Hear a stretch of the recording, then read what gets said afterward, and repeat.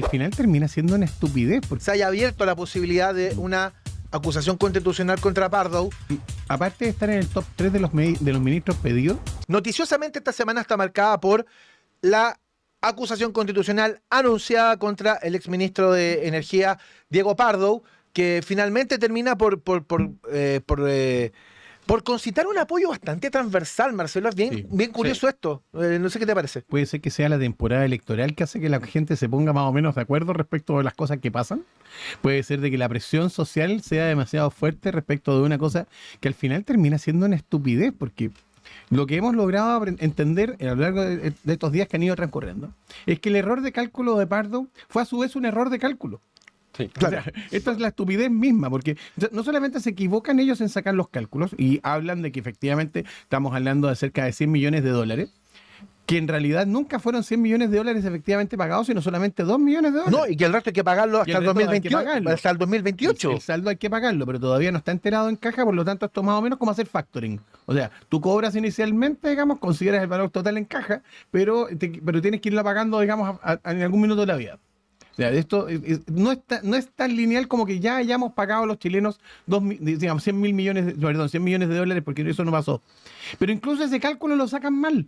Entonces, como sacan ese cálculo mal, finalmente lo que termina ocurriendo es que Pardo se equivoca incluso en el cálculo que lo perjudica.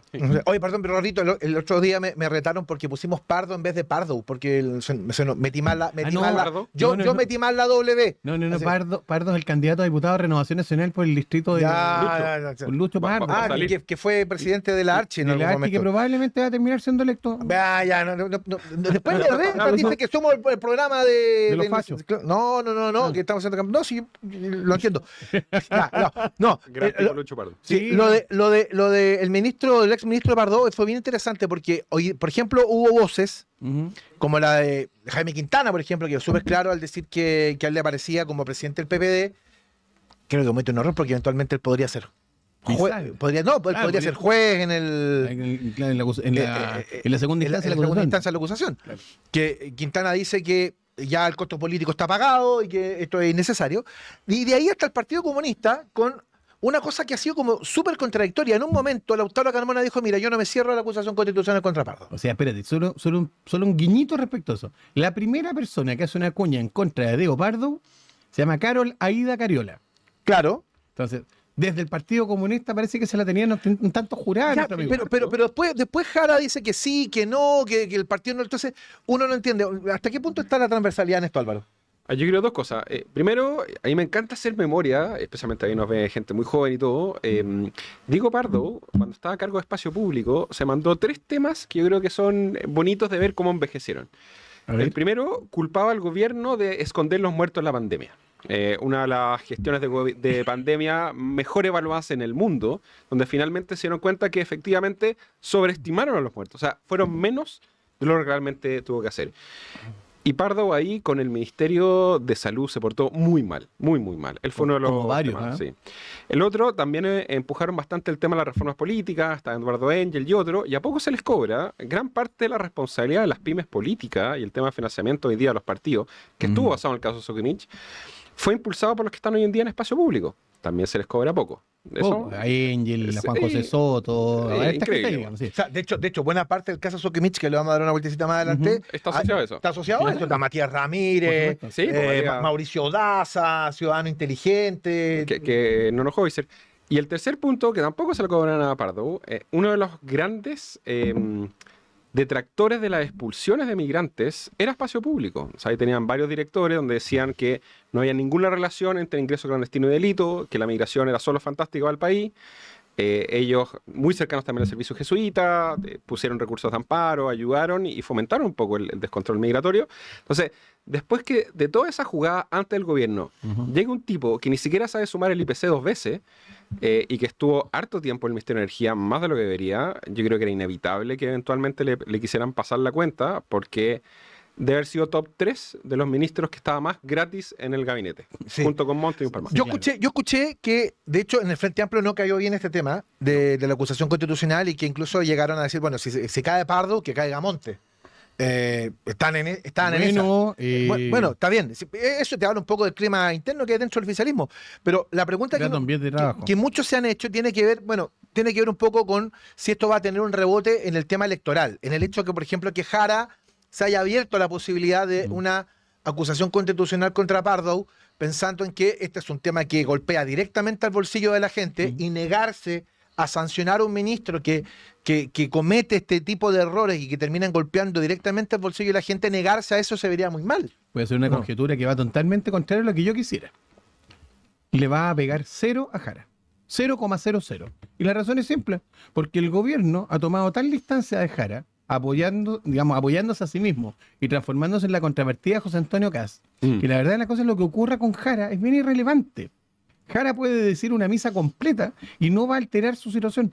Entonces, al final del día, la posición de Jara en esto, irónicamente, porque es la que podría eventualmente incluso ser presidente de la República, la posición de Jara es irrelevante para esto. Ahora, pero si es irrelevante, entonces, ¿qué consecuencia política puede traer eventualmente una aprobación de una acusación constitucional que escuché que podía darse, que está en el borde, que podría darse antes de la primera vuelta, pero que probablemente se vería Se va a ver seguramente en segunda vuelta. Agrego una cosa adicional antes que Álvaro nos ilustre.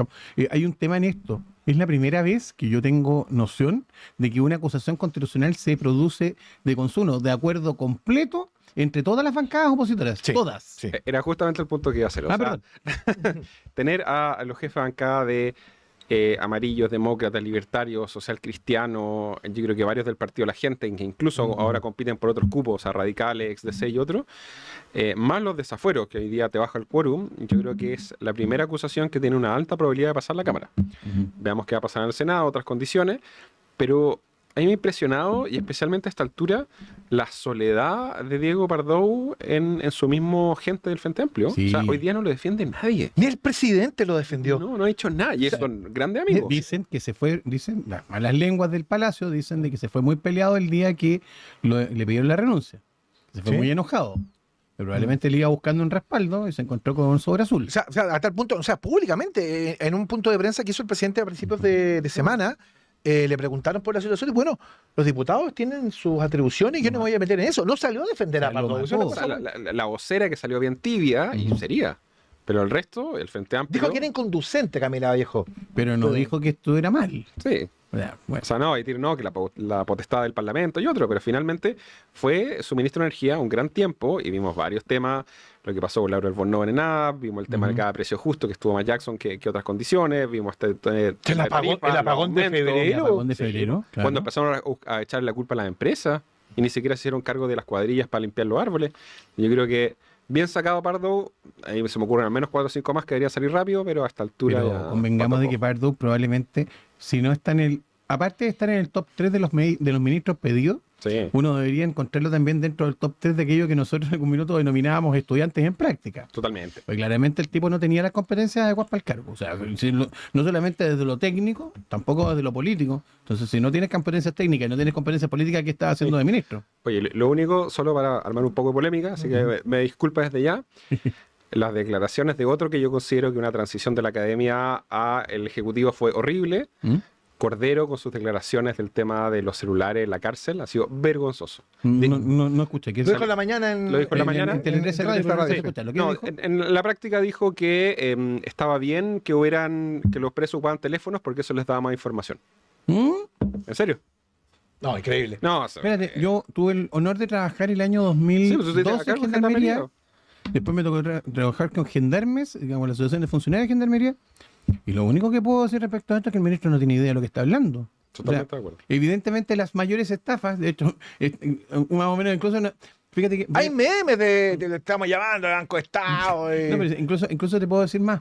No es difícil codificar cuáles delitos se cometen en qué parte.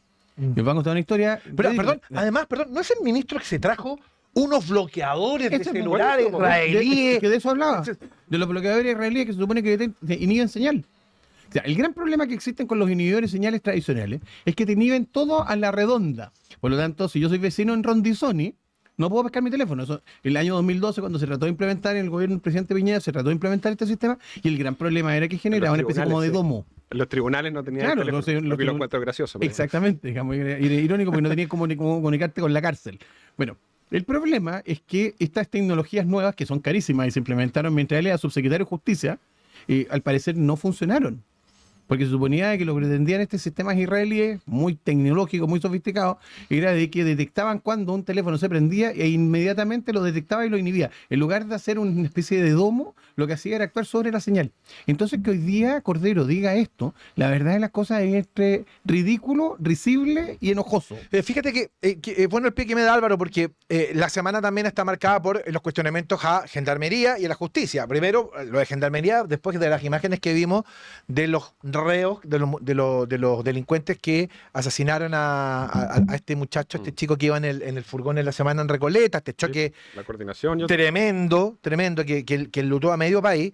Y claro, hubo varias cosas sorprendentes. Primero, que estos personajes tenían un prontuario realmente insólito. Y uno dice, bueno, ¿cómo esta gente está libre? Primero, primer cuestionamiento de la justicia de el temita de la puerta giratoria. Y después, que aparezcan los compañeros de celda grabando, haciendo un live desde la cárcel para tirarle, para intentar quemarlo, cosa que me da mucha risa, porque uno dice, oh, loco, fíjate que los delincuentes tienen moral en la cárcel. Sí, pues no, En los la asesinos cárcel de niños y los violadores son... No, pero en la cárcel tienen moral, afuera no. Entonces uno dice, bueno, esto es la cueca en pelota. O sea, estamos hablando de una justicia que permite una circulación permanente de delincuentes y da la impresión que la reincidencia no importa. Y en las cárceles ahí es básicamente el gobierno de nadie. Hay dos cosas. Uno, bueno, muchos de ellos llaman irse a la playa, irse a la cárcel. Y por ejemplo, en Venezuela, el Tren de Aragua operaba en la cárcel de Tocorón. Y acá hoy en día tú tienes más de 3.000 presos venezolanos en las cárceles chilenas, 52% de los presos en Tarapacá, donde casi que lo ocupan de oficina. Entonces, que diga Cordero que sacan información, entonces yo tengo dos preguntas. Uno, ¿deja que se cometan delitos para tener más información? O sea, eso es muy grave lo que está diciendo. Y segundo, que la información que ha hecho con ella, porque yo no he visto querella o presentaciones Porque nuevas. O sea, de hecho, sí, es por eso debe tener información de los primos de Giorgio Jackson que se metieron al Ministerio de Desarrollo Social. Rayos. No, yo solo quería contar Pregunto, una dentro anécdota de ridícula. mi inocencia. Nuestro gran amigo Aldo Duque Santos, a quien yo aprecio mucho, tiene súper claro y muy claro cuál es el mapeo de dónde se cometen determinados tipos de delitos informáticos o telefónicos, Sí, po. porque le tocó experiencia profesional. Y es curioso, si de una persona que hoy día es candidato a diputado, pero que ha ejercido como abogado durante todo el tiempo, tiene ese mapeo, entonces ¿por qué diablos el Ministerio de Justicia, el Ministerio del Interior o el Ministerio de Seguridad Pública no tiene ese mapeo? Tengo la misma duda. Es raro. Porque no es ¿cierto? difícil, ¿verdad? Es tan anecdótico como que en algún minuto yo le pregunté por una situación X que había ocurrido a Aldo. Aldo me dice, no, eso debe haber sido por todo el módulo 6 de la cárcel de Valparaíso. O sea, si Aldo tiene esa información, que no debe ser tan difícil de acceder, entonces ¿por qué el gobierno no la tiene? Sí, insisto, es muy curioso. Y bueno, hay propuestas y hay cosas que se han discutido encima respecto de la actuación de los jueces y la actuación de la fiscalía. Por ejemplo, todo el tema del cuestionamiento bien transversal respecto al garantismo de los tribunales ha sido, puesto arriba de la mesa hace muchísimo tiempo. Claro. Y no sé si hay un afán de avanzar hacia una reforma que también dé la sensación de que estas cosas no pueden pasar. O sea, vuelvo a decir, uno de los dos asesinos de este niño iba con cocaína hasta la ceja, y uno miraba la cantidad de delitos cometidos con anterioridad y se pone, bueno, este tipo cómo está en la calle y cuántos como él están en la calle hoy día. Mira, hay harto que hablar respecto de eso porque el Ministerio Público ha estado en la palestra en estos días por esta razón, por la que tú estás mencionando, y también por el caso Sokimich. Sí. Sokimich Penta, esta es la vertiente de Sokimich en realidad. Y da cuenta de que efectivamente se hace indispensable hacer una reforma de la reforma. O sea, yo sé que suena que ya un cliché, porque todos venimos diciendo eso hace rato. La reforma procesal penal, digamos que fue el chiche, el Soledad Alvear en su minuto, del gobierno del presidente Lago, y efectivamente tenía mucho sentido cuando se hizo, porque veníamos de una justicia que tenía rasgos de corrupción altos, que tenía severos problemas de garantías procesales del debido proceso. Del juez que era juez y parte. Juez y parte literalmente. De hecho, era un derecho de actuario, digamos. Y tú sabías que si el expediente no estaba arriba de la mesa era porque probablemente había entrado metálico, digamos, o billete. Entonces, claro, esto es mucho más transparente, tiene muchos más procedimientos justos, pero estaba contemplado por un sistema que, en la práctica, tenía un objetivo, que era que el 3% de las causas terminaban en sentencia. O sea, el 97% tenía otras salidas alternativas. El problema está, y lo hemos ido constatando, que es que el sistema completo está colapsado. pero muy colapsado.